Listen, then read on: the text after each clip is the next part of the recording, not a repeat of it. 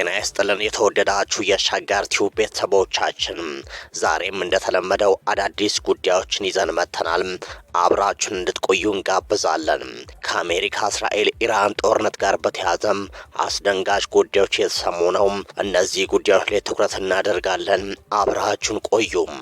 ሸገር ቲዩብን ሰብስክራይብ፣ ላይክ እና ሼር እያደረጋችሁም አጋርነታችሁን አሳዩን። አብራችሁን ቆዩም።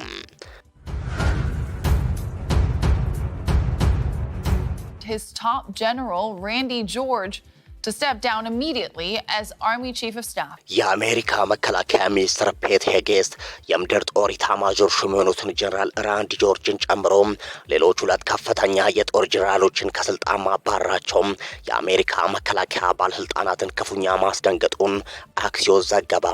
ሚኒስትሩ የወሰዱት ይህ ያልተጠበቀ እርምጃ በባለስልጣናቱ ዘንድ እብደት የተባለው ውሳኔ ሆኗል።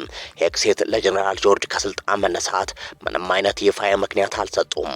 ሆኖም የእርምጃ የተወሰደው የአሜሪካ ምድር ጦር በኢራን ላይ ለሚያካሂደው ወታደራዊ ዘመቻ በመካከለኛው ምስራቅ ኃይሉን እያጠናከረ ባለበት ወሳኝና ፈታኝ ወቅት መሆኑ ሁኔታውን ይበልጥ አነጋጋሪ አድርጎታል። ለጉዳዩ ቅርበት ያላቸው ሁለት ባለስልጣናት ለሚዲያው እንደገለጹት ለኢታማዦር ሹሙ ስንበት ዋነኛ ምክንያት በግለሰቦቹ መካከል የተፈጠረ የባህሪና የአመለካከት አለመጣጣም ነው።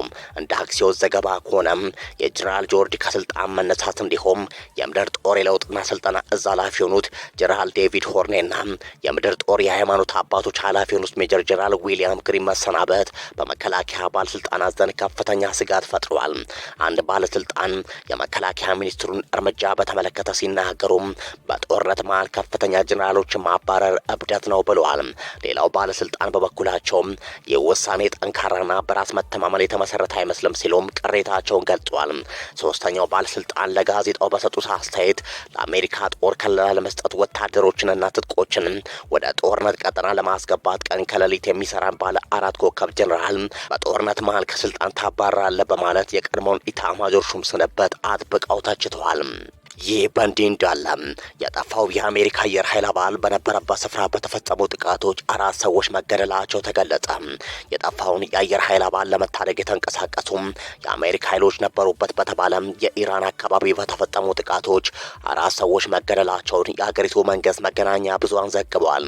የኢራን እስላማዊ አብዮታዊ ዘብ በበኩሉም አሜሪካን አብራሪ ሲፈልጉ የነበሩ ድሮኖችን መቶ መጣሉን አስታውቋል። ከአብዮታዊ ዘቡ ጋር ግንኙነት ያለው ታስኒም የዜና ወኪል ሰዎች ስለመገደላቸው ዘገባ ያወጣው ፕሬዝዳንት ዶናልድ ትራምፕ አብራሪውን መታደግ መቻሉን ከማረጋገጣቸው አስቀድሞ ነው።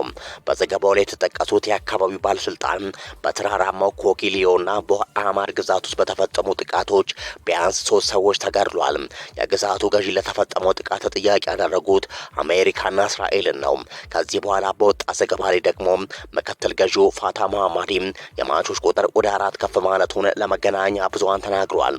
እነዚህ ጥቃቶች አሜሪካ ኢራን ውስጥ ተዋጊ ጀቶች ሲያበራ የተመታውን አብራሪዋን ለመታደግ ካካሄደችው ዘመቻ ጋር ይገናኝ እንደሆነም ገልጽ አይደለም። ፕሬዝዳንት ትራምፕ አብራሪውን ለማዳን በርካታ አውሮፕላኖች ተሰማርተው እንደነበር ገልጿል። የኢራን አብዮታዊ ዘብ ፍለጋ ላይ የነበሩ የአሜሪካ ድሮኖች መጥቶ መጣሉ እንደገለጸ የመንግስት መገናኛ ብዙሃን ዘግበዋል።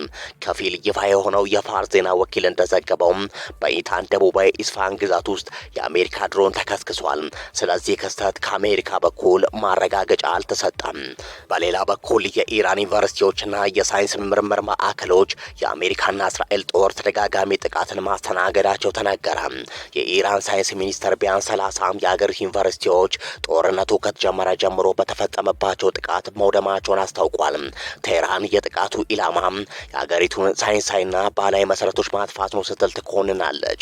በጦርነቱ በተደጋጋሚ ጥቃት ከደረሰባቸው ዩኒቨርሲቲዎች መካከልም ከምህንድስና ጋር ተያያዥነት ያላቸው ተቋማት ይገኙበታል።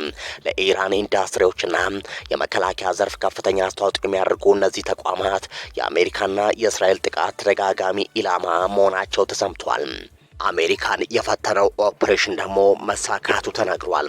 በኢራን ተመቶ የተከሰከሰው የአሜሪካ ኤፍ-15 ጀት ሁለተኛ የበረራ አባል በከባድ ኦፕሬሽን በሕይወት ተርፎ መገኘቱ ተዘግቧል። የጠፋው አባል መገኘቱን ያረጋገጡት ፕሬዝዳንት ዶናልድ ትራምፕ ኦፕሬሽኑን በአሜሪካ ታሪክ ውስጥ እጅግ ደፋር ከሆኑ የፍለጋና የማዳን ስራዎች መካከል መድበውታል። አሜሪካ ልዩ የፍለጋ ቡድን ያሰማራችበት ኦፕሬሽን እጅግ ፈታኝና ውስብስብ እንደነበር የተገለጸ ሲሆን አንድ ሞትና ጉዳት አለመድረሱን ትራምፕ ገልጿል። ከሸገር ቲዩብ ለዛሬ ያዘጋጀናቸው መረጃዎች እነዚህን ይመስሉ ነበረ። አዳዲስ ዜናዎችና መረጃዎች እንዲደርሷችሁም ሸገር ቲዩብን ሰብስክራይብ፣ ላይክና ሼር እያደረጋችሁም አጋርነታችሁን አሳዩን። በያላችሁበት መልካም ጊዜን ተመኘን።